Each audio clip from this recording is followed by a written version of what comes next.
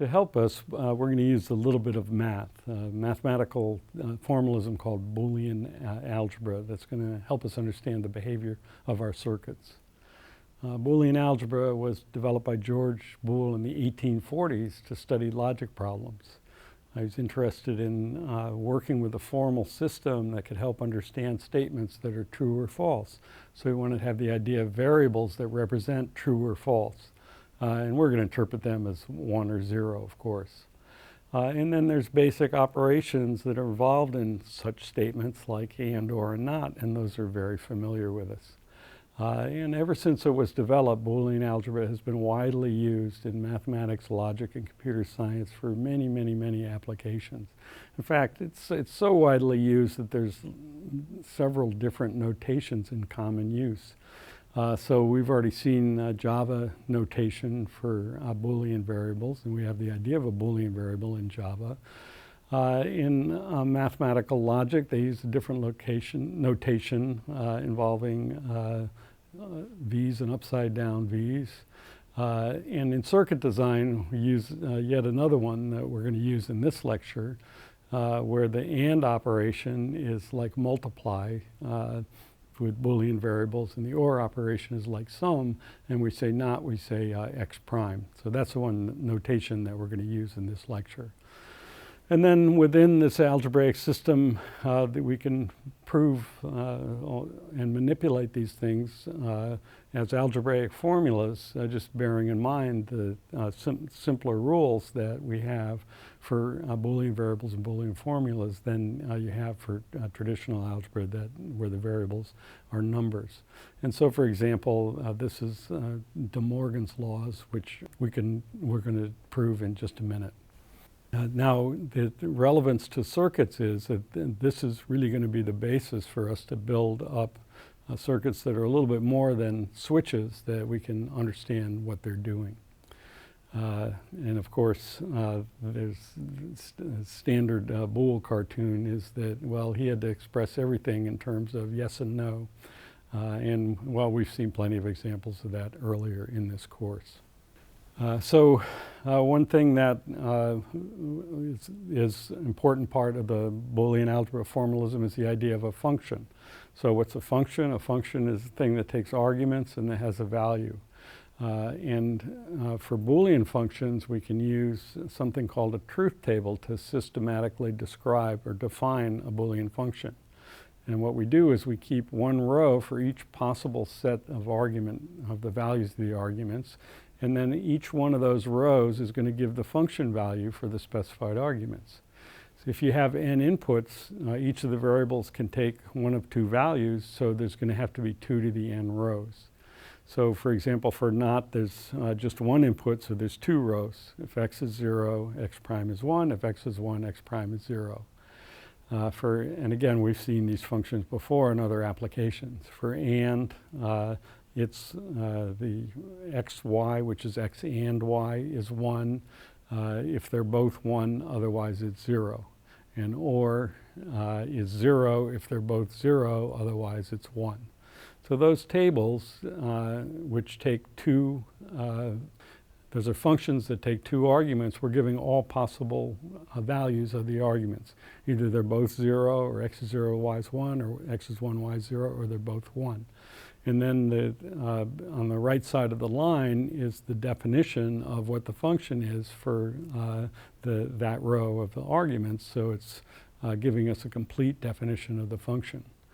Here's another one called NOR, or not or. That one is 1 if they're both 0, otherwise it's 0. And XOR, which we saw back in our cryptography example, it's 0 if they're the same, it's 1 if they're different. So this is a completely well-specified way to define Boolean functions. And it's interesting one of the big applications of truth tables is they're working with every possibility.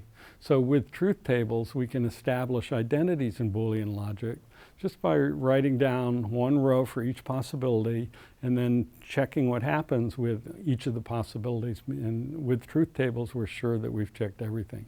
So for example, here's the proofs of De Morgan's laws using truth tables. So if we have x and y, that's again all possibilities of x and y, then that's x and y. So if we take the not of that, that's x and y, not x and y, then that's 1110 is the value, that's the value of that function, definition of that function. So all possibilities of x and y.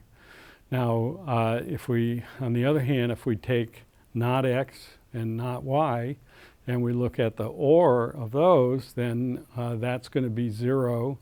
If they're both 0, 1 otherwise, so there's the all possibilities that gives us the value of the function, not x or not y. And now you see that those columns are the same, they're full specifications of the function, so that's a proof of De Morgan's law of not x and y is equal to not x or not y. And similarly, we can do for the complementary version of it that says not x or y is equal to not x and not y. We did an example like this also in our cryptography application.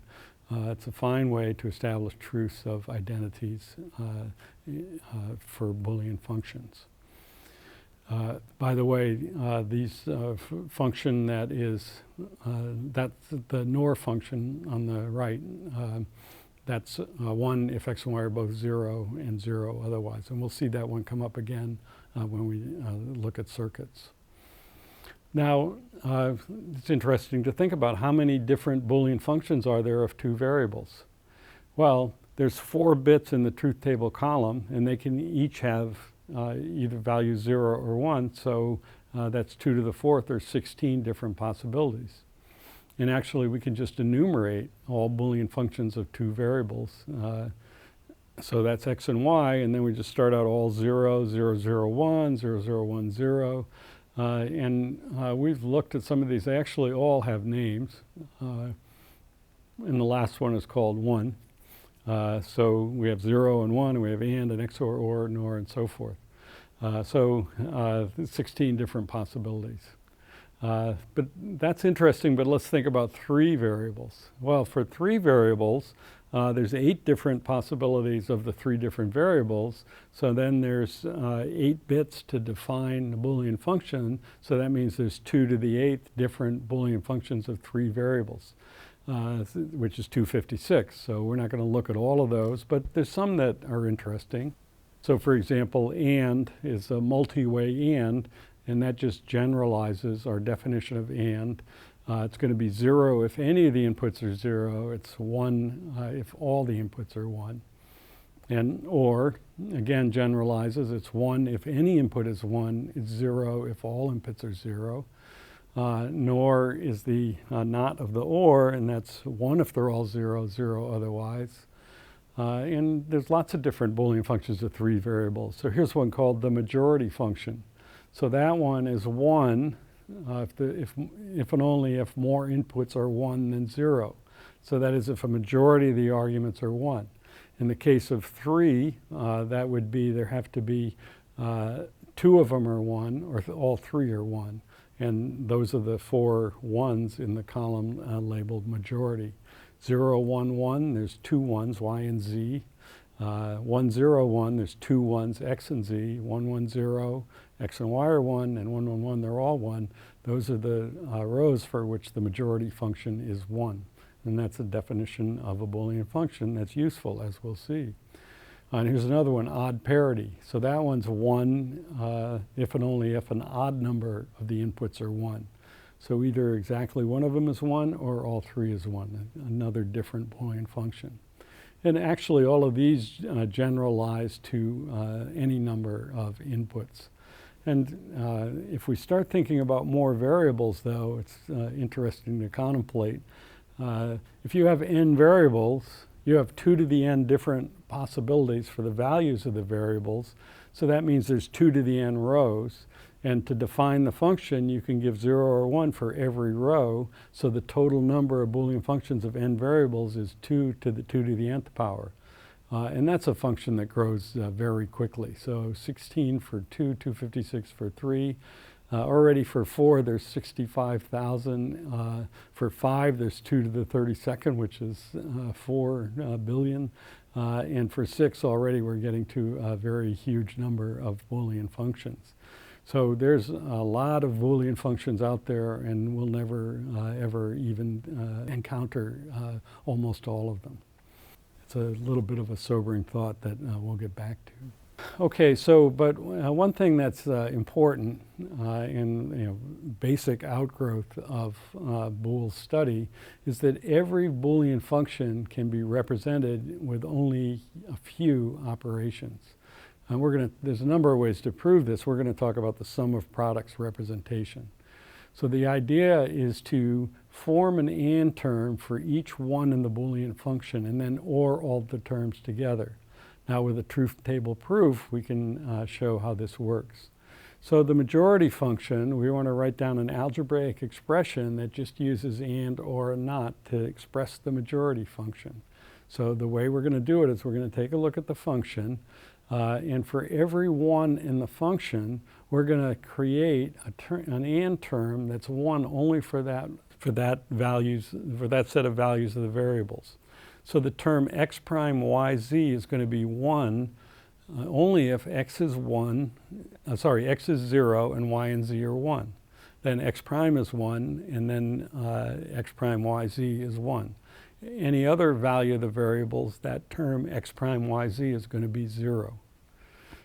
Similarly, if we look at the next one in the majority function, then we're going to develop a term x y prime z.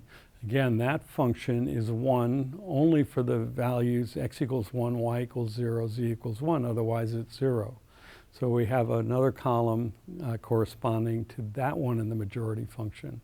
And then there's 2 more, and the last one is x, y, z, which is 1 if and only if all 3 of them are 1.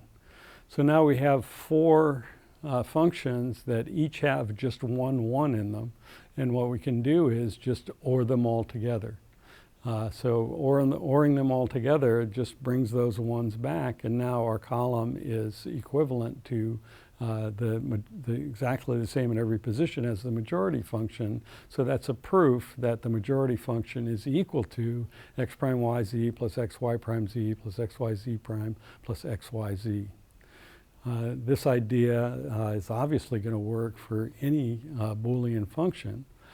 So there's the concept that a set of operations is universal if every Boolean function can be expressed using just those operations. And what this amounts to is a proof that and, or, and not is universal. With regard to circuits, it means that we can implement any Boolean function as long as we can implement and, or, and not. But we're getting ahead a little. We'll talk about that in just a minute.